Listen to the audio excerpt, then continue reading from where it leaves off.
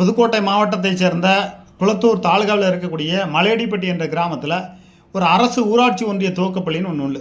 அந்த ஊராட்சி ஒன்றிய துவக்கப்பள்ளிக்கு பின்னாடி ஒரு 150 அடி 200 அடி இருக்கும் ஒரு ஆழம் இருக்குது. அது ஏற்கனவே அரசு அனுமதி பெறாமல் ஒரு 3 எழுத்து பேர் கொண்ட நிறுவனம் கல்குவாரி உடைச்சிருக்காங்க. அதில் ஒரு மாணவி இறந்து போயிருக்காங்க. பல்வேறு சம்பவங்கள் இருக்குது.